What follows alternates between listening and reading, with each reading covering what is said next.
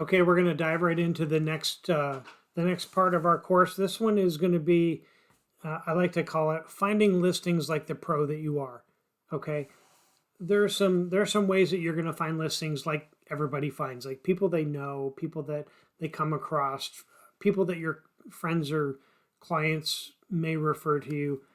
What I want to talk about is ways to find listings that are a little bit more specific, and we're going to go right through and show you exactly how to do them and even how to find them for free. Okay, so two parts. The first one is going to be expired listings. Expired listings are people who have had their listings for sale, who have agreed to list it with an agent before, and it didn't sell for whatever reason. Maybe it's the condition of the property. Maybe it's because there are tenants in the property and the tenants haven't facilitated, that going well. Um, Maybe it's overpriced, because if the listing expired at $180,000, guess what's probably not the price? $180,000, right? Because that's been tried. The market's seen it. There are times, especially now, where if a listing expired, it's been off for a while, say a year or 6 or 8 months, it could come back on at a higher price than it expired before because the way the prices have gone up through the kind of immediate post-pandemic. But you got to run your numbers. You got to know this stuff inside and out. So what I'm going to show you is how to excavate the expired listings, how to do it like probably very few or nobody in your market's doing. Again, I'm focusing on a small rural real estate market here in the North Country, the northern tip of New York State. We're about as far from the city as you could be. So there are a couple things that I want to do. First thing, I'm going to switch over to my screen where you can see this is a view of our MLS, a multiple listing service. There's a few things that I want to point out. Number one, expired listings are right in your MLS. If somebody says that they're not, then they don't know what they're talking about and they don't know how to find them. You see right in the middle here, expired listings going back 1 day. Okay, that there's one listing expired. Okay, no big deal. That's not a lot. What you have to do is do them weekly, but do them like clockwork because I had a listing last year, $400,000 on the lake that I got because it was an expired listing. And as soon as it expired, within 7 days, I sent a letter to him. The difference was the seller was in Canada, and it was 2 stamps instead of 1. Most people won't do that. Go figure. $400,000 listing all day, every day. I'll put a second stamp on a letter. So what I do is I have on my calendar right here, I'm going to show you Monday. See what that says right there? Weekly expired. You know what's going to show the following Monday? Weekly expired. Like clockwork. Every week I do that. So what do? Let me show you. Let's pretend today's Monday. Days to go back, 7. If I know that last week I did it on a Tuesday instead of a Monday because my schedule happened that way, then I'll pick 8 days instead of 7. Expired listings, 35. There's 35 opportunities. Does that mean that I'm going to send out to 35 different people? No. So let's take a look at them. I'll give you an idea how I pick some of them. All of these lots were listed by one person. I'm not going to bother. Should you bother? Should you? You could send out one letter to all of the owners of that property. Absolutely. Here's a land listing. Again, expired, $14,900. Sure, I would. And my guess is these two they were listed by the same agent. Probably these two are owned by the same company or the same person. They're going to get a letter. Lakeshore Road, $269,000. Absolute. Oh, no, wait a minute. That's showing it's active. So that's something to pay attention to because even though it did expire within the last 7 or 8 days, it is back active, which means it expired. And then after it expired, the listing agent extended it, Church Road, yep, I actually sent a letter to this one yesterday because today's Tuesday. Hill Street, again, I think I sent one to this one as well. And just go down here, 11 Fort Brown Drive, I didn't because the owner of the property is a real estate broker, so I'm not going to do that. I sent one to this one. Sent one to this one. Here's one that's back on the market. That was actually still expired when I was doing them yesterday morning, so they're going to get a letter. But I do have a caveat on the bottom of the letter that said, if you've relisted with an agent, this isn't intended to solicit an active listing. So here's one, Main Street. Again, you're going to know your market, so you're going to know which ones you're going to do, which ones you're not. Here's one, again, where it's a commercial property, but it's also residential, so there's 2 listings there. And that one's back active, which means it's been, brought back to life. So you'll know your market. The other thing that I've done is I've started to do more than just the county that I primarily work in, and that's because there aren't as many listings. So I will add the other 2 counties that neighbor my market, that I can still work that market. I still have the expertise to be able to serve them well there. So let me go back to 7, and now there's 44. So there are a few more listings that are added in that other county that I could also send letters to, and they're going to be right here on the top. So those are ones that are probably, I would definitely send a letter to them as well. Okay. So this is one way to pull weekly expireds, right? Weekly expireds. Those aren't the only ones that I'd recommend doing. I usually do a couple other expireds throughout the year where I pull older expireds. Older expireds are a little harder because you want to make sure that it hasn't been relisted and closed again, or relisted again and expired again. And you want to make sure that, you want to make sure that it's not relisted.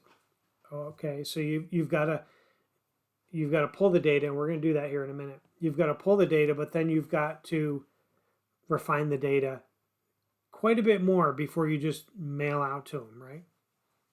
So what I do is I'm going to go back into search. This is just a regular search.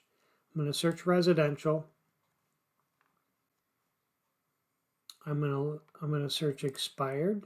Nope, so just expired. I'm going to pick our primary market. And say in the farther out ones, like say I was just going to do not Clinton County, which is my primary, but Essex and Franklin County, which are a little farther away, probably at least a half an hour, 40-minute drive. Maybe I only want to do something that's 200,000 and up, or even 250, or 300, or whatever you decide. But maybe I want to pick a bigger number because if I'm going to have to drive a lot extra, maybe I don't want to do it for $125,000 house. But that's something you've got to decide. If you've got nothing going on, then I wouldn't limit it at all. And I want to make sure it's a conventional sale, not a short sale or a bank owned or foreclosure or whatever. And that's all I'm going to pick. Other than, let's see, the hot sheets, we're going to go back manually. So let's go,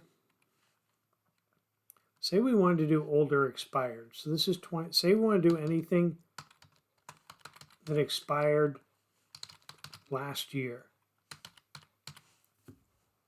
So January through December of 2021. And that'll be that time frame. That'll be Essex and Franklin County, 250,000 or more. Again, we're doing an older expired, right? Not current expireds, but an older expired as another opportunity, right? So we have 112 opportunities. That's awesome.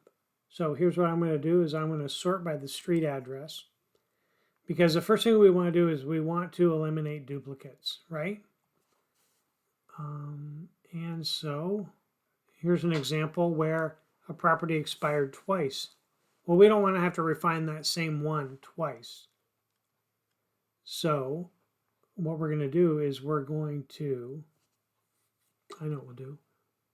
We're going to select all of them, and we're going to save these listings in a list.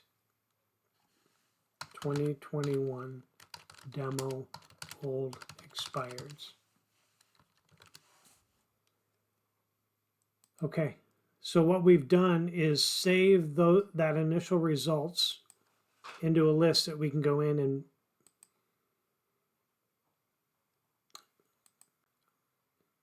and edit manually, refine manually, okay? So we're going to go through here. We're going to look for duplicates. Here we go right here.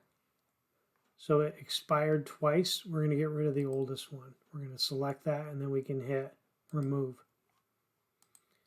You should have something similar in your MLS, but I just want to give you an idea because we've got some keying in to do on these you don't want to just arbitrarily email out to everybody or do letters out to everybody. You want to put some effort into refining your list. So I'm just going to scroll through here. Sandpiper, here's another one. I'm going to highlight them and then I'm going to delete them at one time because that's a little quicker. And it's not going to take too long to go through here, and I'll probably edit out in between. Again, here's 2 more expireds. Okay, so we're going to go through this whole list and then we're going to remove the duplicates, right? So let's say that we did that. Okay, we did that. The next step. So you've gotten your list. You've gotten rid of duplicates.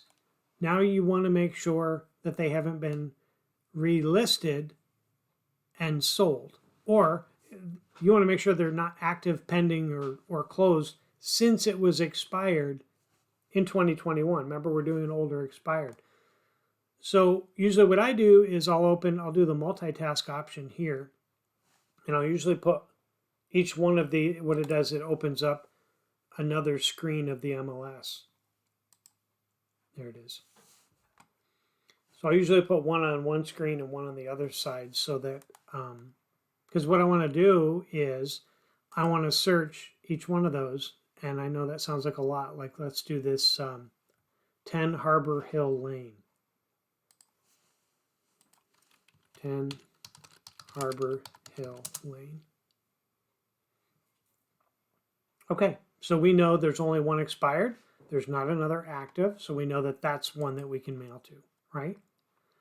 So what we would do is go through and search for each one of those. That's 108 entries. You know what? What else are you doing? Do you have a listing? No, we're looking for listings, aren't we? Yes. Then just do the work, right? Do the work, because you're not paying some Zillow lead that's not going to convert. You're not, this is the work of real estate. You could have an assistant do this. You don't need to hire an assistant. We'll get into that another time. But you don't need to hire an assistant until you really get producing.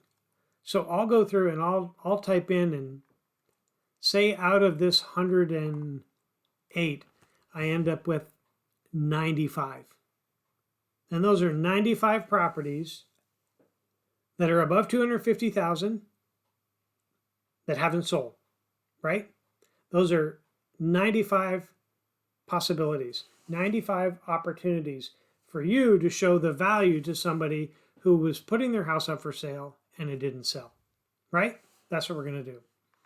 Okay, so that's the first part. You're going to go through and make sure that there are no duplicates. You're going to make sure that the properties haven't been relisted, that aren't active, pending, or closed since that expired listing that's up in front of us on the screen. Then what we need to do, let's just open one of these up, is then we have to find out the address of the people we're looking for, right? And actually, even before that, we need to download this information in something that we can make 108 or say 95 letters easily. So you have the option in most MLSs, and if you're not using Navica, I would put money on the fact that you can pull up a search result and you can download that information. If this is getting too techy for you, it's worth learning because you make money this way, honestly. Not many people will, if any, will even do what we're doing right here. Remember, you may have heard me say that you only have to be slightly intentional to beat out most people in real estate, right? It's not rocket science, but coming up with these unique ways that I'm showing you now on finding leads and finding listings it pays for itself, no doubt, no question. Even in the small market that I'm working in, right? So the list that I've got here right now are ones that are outside my primary area. So that could be a whole nother list that I could mail out to.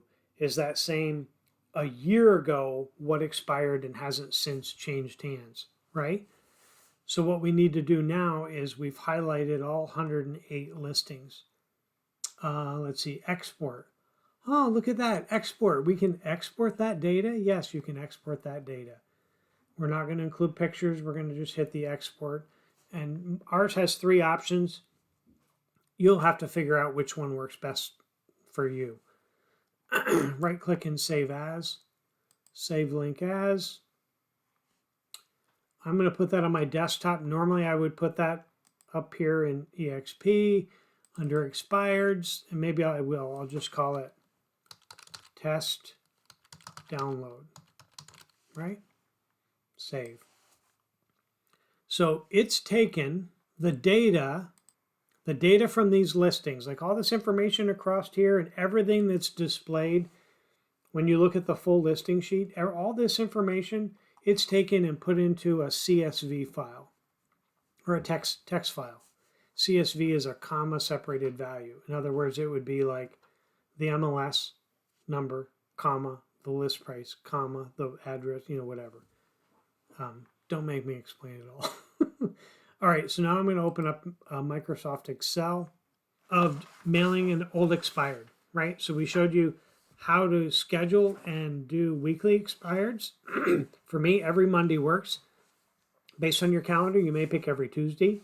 You just have to figure out how you want to do that. And then a couple of times a year, maybe you do older expireds. Maybe in the spring or in the fall or in the winter. You do them whenever you want. But do them. Do something, right? The best way to find listings, to find business when you have none or you have very little is expireds and for sale by owners, okay? So the next thing that we're going to do is I'm going to show you how to prospect absentee owners, and we'll get to that video next.